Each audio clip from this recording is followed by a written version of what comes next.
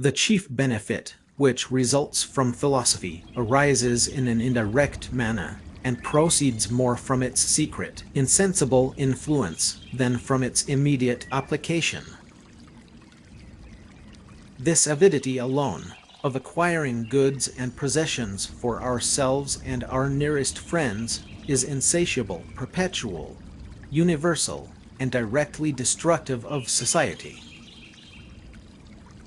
All beliefs about matters of fact or real existence are derived merely from something that is present to the memory or senses, and a customary association of that with some other thing. Eloquence, when in its highest pitch, leaves little room for reason or reflection. That the corruption of the best thing produces the worst is grown into a maxim, and is commonly proved, among other instances, by the pernicious effects of superstition and enthusiasm, the corruptions of true religion. As every inquiry which regards religion is of the utmost importance, there are two questions in particular which challenge our attention, to wit, that concerning its foundation in reason, and that concerning its origin in human nature. Praise never gives us much pleasure unless it concur with our own opinion, and extol us for those qualities in which we chiefly excel.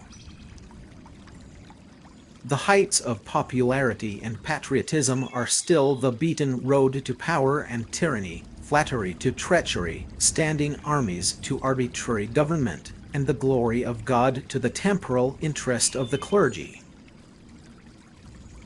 An ideal system, arranged of itself, without a precedent design, is not a whit more explicable than a material one which attains its order in a like manner, nor is there any more difficulty in the latter supposition than in the former.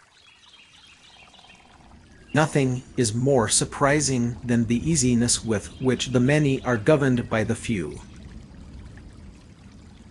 There is no method of reasoning more common, and yet none more blamable, than, in philosophical disputes, to endeavor the refutation of any hypothesis by a pretense of its dangerous consequences to religion and morality.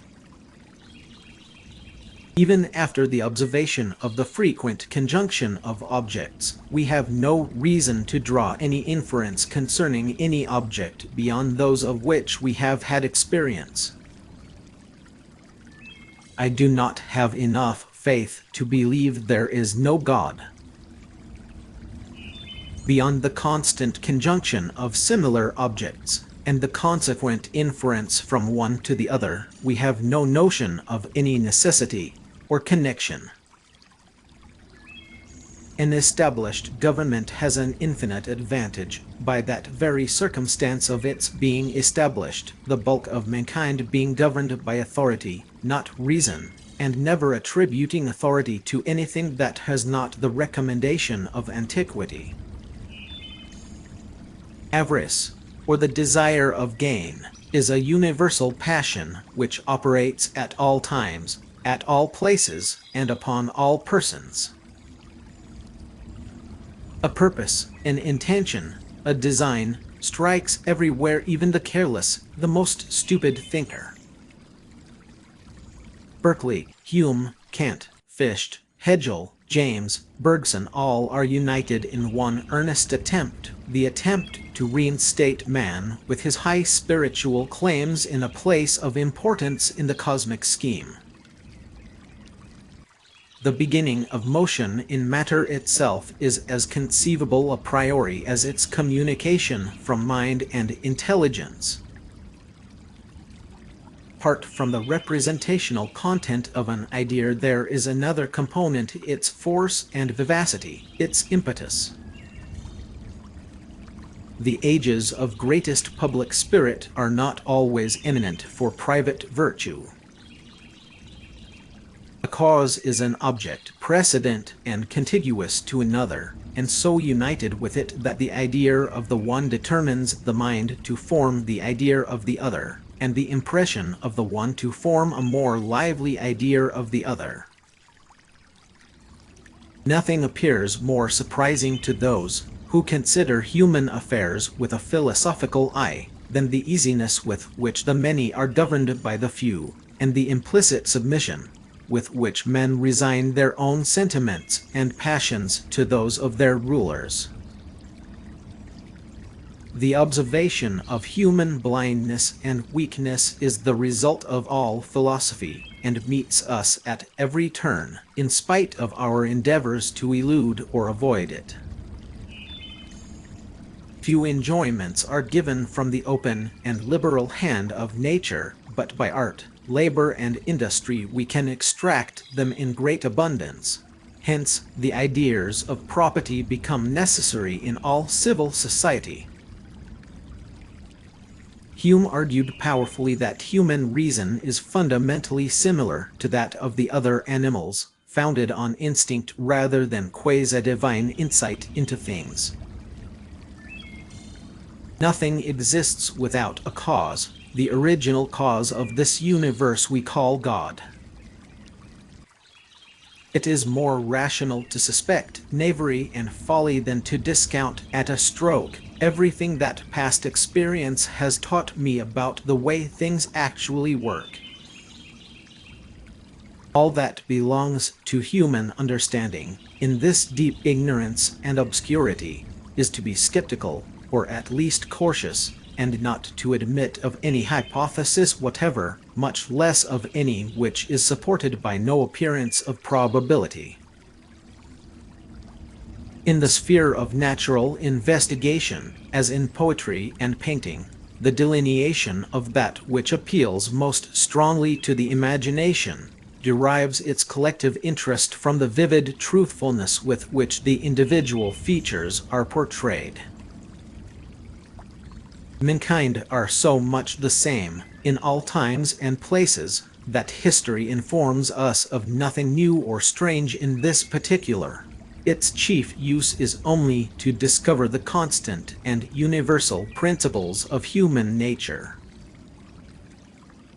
Nothing is so improving to the temper as the study of the beauties either of poetry, eloquence, music, or painting. The whole of natural theology resolves itself into one simple, though somewhat ambiguous proposition, that the cause or courses of order in the universe probably bear some remote analogy to human intelligence. Self-denial is a monkish virtue. It is still open for me, as well as you, to regulate my behavior by my experience of past events. Accuracy is, in every case, advantageous to beauty, and just reasoning to delicate sentiment. In vain would we exalt the one by depreciating the other. The heart of man is made to reconcile the most glaring contradictions. The rules of morality are not the conclusion of our reason. Empires may rise and fall, liberty and slavery succeed alternately, ignorance and knowledge give place to each other, but the cherry tree will still remain in the woods of Greece, Spain, and Italy, and will never be affected by the revolutions of human society. Be a philosopher, but, amid all your philosophy, be still a man. And whoever is moved by faith to assent to it is conscious of a continued miracle in his own person, which subverts all the principles of his understanding, and gives him a determination to believe what is most contrary to custom and experience. There is only one vice, which may be found in life with as strong features and as high a coloring as needs be employed by any satirist or comic poet, and that is avarice. From causes which appear similar, we expect similar effects. This is the sum total of all our experimental conclusions.